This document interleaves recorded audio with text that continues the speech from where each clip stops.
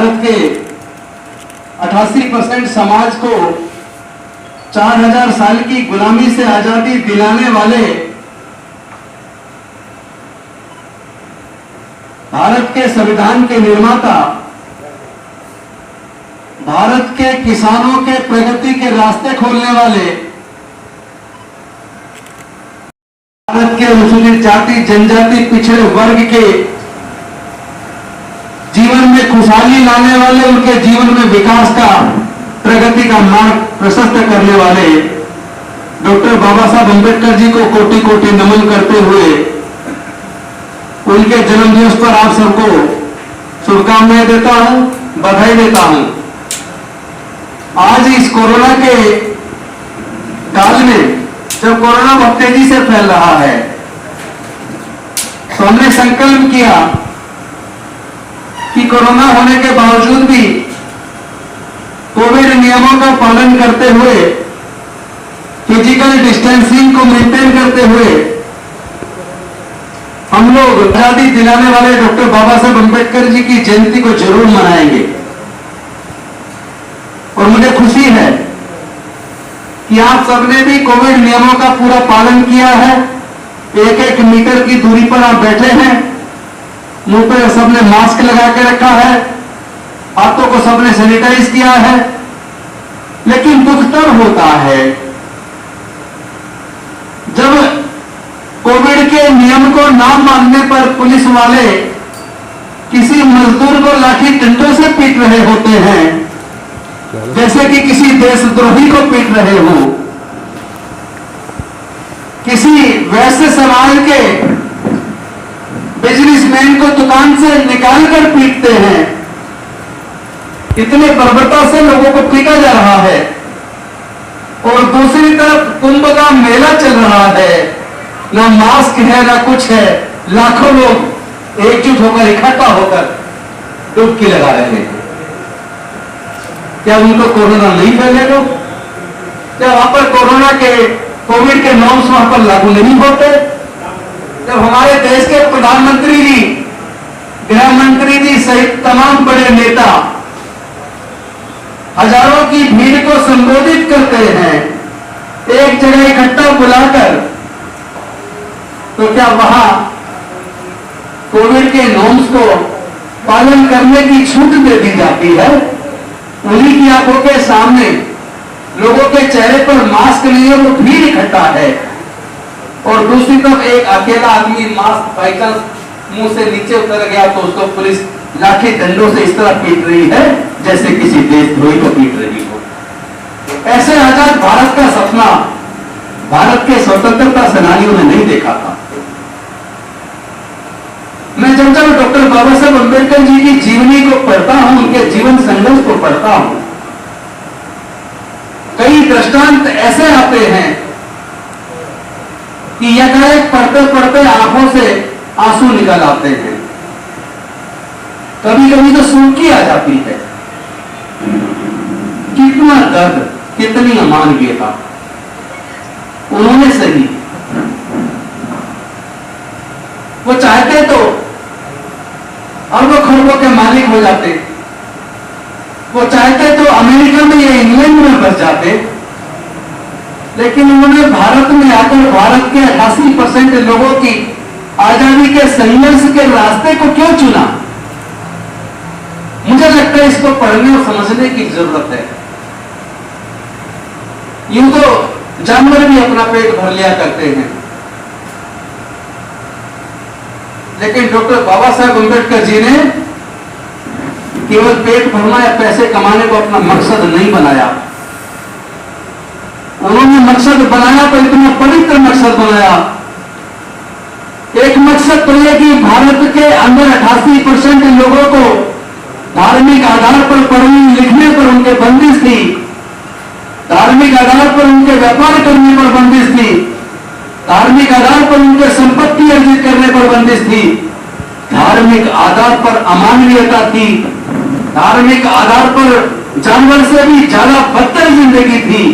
उन सारे गुलामियों की बेड़ियों को तोड़ने का अगर किसी ने संकल्प लेकर भारत के अंदर काम किया तो वो केवल और केवल डॉक्टर बाबा साहेब अम्बेडकर थे।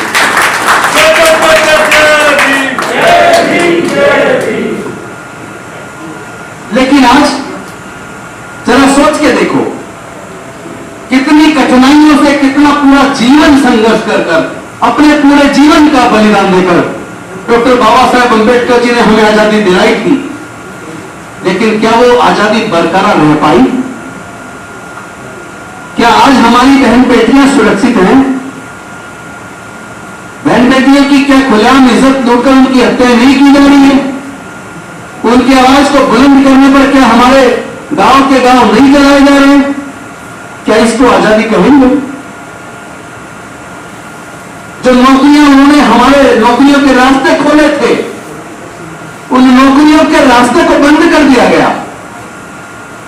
4th क्लास एम्प्लॉयमेंट में पूरा का पूरा आउटसोर्स कर दिया गया।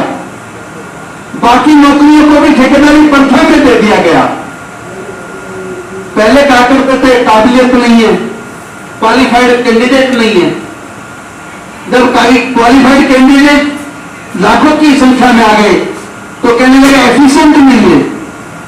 और जब बड़ी मात्रा में हमारे बच्चे सिविल सर्विसेज को टॉप करने लगे, इंजीनियरिंग में टॉप करने लगे, मेडिकल में टॉप करने लगे, सीबीएसई में टॉप करने लगे, तमाम तरह की कॉम्पिटिटिव एग्जाम्स में टॉप करने लगे, तो लेटरल एंट्री ले आए। और उधर सुप्रीम कोर्ट, हाई कोर्ट में जज बनने के लिए 67%, केवल 33% नीचे से प्रमोट होकर जाते हैं जजेज। जो डिस्ट्रिक्ट जज प्रमोट होते हैं केवल 33%, बाकी के 67% वो कॉलेजियम के माध्यम से चुने जाते हैं, जिसकी वैकेंसी अखबार में नहीं निकलती। जहां कहीं न्याय दिखता नहीं, जहां हमारे लोगों की अप्रोच नहीं है, इसलिए हमारे लोग सुप्रीम कोर्ट और हाई कोर्ट के अंदर जजेज नहीं बन पा रहे हैं। और आजकल तो ज्यादा दुख इसीलिए होता है, इसलिए लगता है कि हमारी आजादी छीन रही है, हमारा संविधान धीरे धीरे खत्म हो रहा है, भारत पुनः धीरे धीरे गुलाम हो रहा है, क्योंकि हमारे सर्वोच्च न्यायालय के कुछ जजेज के जजमेंट और कुछ हाई कोर्ट के जजेज के जजमेंट के अंदर न्याय दिखता नहीं है, तो दिल दुखता है। क्या हमें जजमेंट को क्रिटिकली एनालाइज करने का अधिकार नहीं है? क्या हम लोग आंख मीच कर बैठ जाएं? जिस तरह का रवैया हमारे देश का इलेक्शन कमीशन ने इख्तियार किया है, क्या हमें आंख मीच कर बैठ जाना चाहिए? लोग वोट करते हैं। जर्मनी के अंदर जब ईवीएम को लाया गया और उसमें बेईमानी हुई, तो वहां केवल चंद लोगों ने माननीय सुप्रीम कोर्ट के अंदर केस डाला। उन्होंने कहा हमें ईवीएम पे भरोसा नहीं है, हमें यह भरोसा नहीं है कि जिसको हम वोट देना चाहते हैं उसको हमारी वोट जाएगी। तो माननीय सर्वोच्च न्यायालय ने जर्मनी के अंदर ईवीएम को बैन कर बैलेट पेपर से चुनाव को मंजूरी दी। क्या हमारे सर्वोच्च न्यायालय या हमारे हाईकोर्ट के अंदर ये दम है? हम देख रहे हैं कि खुलेआम ईवीएम किस तरीके से सत्ताधारी पार्टी के कैंडिडेट की गाड़ी में मिलती है। फिर न्याय की उम्मीद कैसे करें? हमारा वोट सही जगह जाएगा, इस बात पे भरोसा कैसे करें? तो साथियों, धीरे धीरे जो अधिकार जो डॉक्टर बाबा साहेब अम्बेडकर जी ने अपने जीवन की कुर्बानी देकर हमें दिलाए थे, जो हम कहते हैं 74 साल हुए अभी आजादी को, आजादी के मतवालों ने यह नहीं सोचा था, भारत के संविधान निर्माताओं ने भी यह नहीं सोचा था कि 74 साल के अंदर भारत दोबारा से गुलामी की तरफ बढ़ेगा। मुझे लगता है हम सबको एकजुट होकर मजबूती से अपनी आवाज को बुलंद करना पड़ेगा। अगर हम चुप लगा गए, बहुत से लोग सोच रहे हैं कि मुझे अपनी कुर्सी बचानी है इसलिए चुप रहना है, मैं आईएएस हूं मुझे चुप रहना है, मेरा बिजली से मुझे चुप रहना है, मैं यहां क्लर्क हूं मुझे चुप रहना है, मेरी यहां छोटी सी दुकान है मुझे चुप रहना है। अगर सब चुप रहेंगे तो कुछ दिन बाद गुलामी दोबारा लौट आएगी, जो जोड़ा था वो बचेगा नहीं। एक भीड़ आएगी, घर में आग लगाकर चली जाएगी, सब कुछ लूट के ले जाएगी। क्योंकि आजकल ऐसे लोगों को कहीं ना कहीं प्रोटेक्शन मिल रहा है, जो लोग आए दिन इंसानियत को संसार कर रहे हैं, जो लोग आए दिन भारत के संविधान को संसार कर रहे हैं, जो लोग भारत के संविधान की मूल भावना के खिलाफ जाकर काम करते हैं, ऐसे लोगों के गले में माला डाली जाती है। इंसानियत की हत्या करने वाले लोगों के गले में माला डाली जाती है। क्या ऐसे भारत का सपना देखा था कि बाबा साहेब की कुर्बानी बेकार चली जाएगी?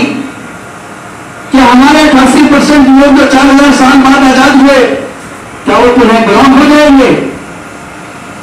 साथियों, कम से कम मैं संकल्प लेता हूं आपके बीच में, मुझे ये गुलामी स्वीकार नहीं है। और मैं आप सबसे भी उम्मीद करता हूं, बाबा साहेब के सैक्रिफाइस के बलिदान को बेकार मत जाने दो दोस्तों। पूरे देश के अंदर न्याय की आवाज के लिए, इंसानियत के लिए, बाबा साहेब के संविधान को बचाने के लिए सब लोग एकजुट हो जाओ और अपनी आवाज को बुलंद करो। अगर आज चुप लगा गए, सब कुछ चला जाएगा। हालात अच्छे नहीं है। अगर आज शहीद भगत सिंह होते, जिन्होंने फांसी के फंदे को मुस्कुराते हुए चूम लिया था, तो शायद वो अपने जीवन की कुर्बानी देने के लिए तैयार ना होते। आज कहीं ना कहीं उनकी शहादत को उनकी शहादत खिलवाड़ बना दी गई है। तो जो स्वतंत्रता के मतवाले थे, जो एक गौरवशाली भारत के सपने देखते थे, मैं समझता हूं उसी डॉक्टर बाबा साहब अम्बेडकर के प्रबुद्ध भारत के सपने को साकार करने का समय आ गया है। हमें अपने बुजुर्गों की सांस्कृतिक विरासत में, बुद्धिज्म में अपने पूरे समाज को लेकर गृह वापसी करनी होगी। जब प्रबुद्ध भारत बनेगा तो भारत सोने की चिड़िया बनेगा। वरना जिस तरफ भारत अब जा रहा है, उस तरफ तो मुझे गुलामी नजर आती है, उस तरफ तरक्की नजर नहीं आती, बदहाली नजर आती है। तो मेरा बहुत ज्यादा बोलने का मन नहीं है, बहुत ज्यादा मन दुखी है। जिस तरह टीवी पे वीडियो आ रही है, उन वीडियो में जिस तरह लोगों को पीटा जा रहा है, जिस तरह मुझे लगता है सरकारी तंत्र का, ताकत का इतना बेड़ा इस्तेमाल तो अंग्रेजों ने भी नहीं किया होगा जितनी आज की केंद्र की सरकार कर रही है। ये समय है, ये खामोश मिजाजी तुम्हें जीने नहीं देगी। ये दौर में कर जीना है तो कोहराम मचा दो।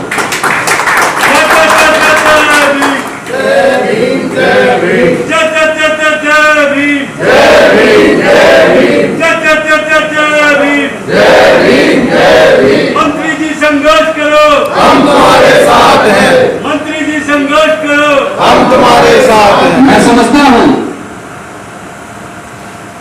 अगर हम लोग अपने देश से प्यार करते हैं तो हम सब लोग एकजुट हों और अपने बच्चों को अच्छी से अच्छी शिक्षा दिलाने का संकल्प करें। आज पूरे भारत के अंदर क्या भारत के लोगों को सरकारी खर्चे पर क्वालिटी एजुकेशन नहीं मिलनी चाहिए? क्या भारत के लोगों को सरकारी खर्चे पर क्वालिटी हेल्थ सर्विस नहीं मिलनी चाहिए? क्या हमारे नौजवानों को रोजगार नहीं मिलना चाहिए? अगर पूरे देश के जितने भी राज्य हैं, 29 राज्य, बाकी केंद्र शासित प्रदेश, अगर उनके अंदर क्वालिटी एजुकेशन कहीं मिल रही है तो केवल दिल्ली की सरकार दे पा रही है। अगर दिल्ली की सरकार दे सकती है तो बाकी राज्य सरकारें भी दे सकती हैं, लेकिन उनकी नीयत ठीक नहीं है।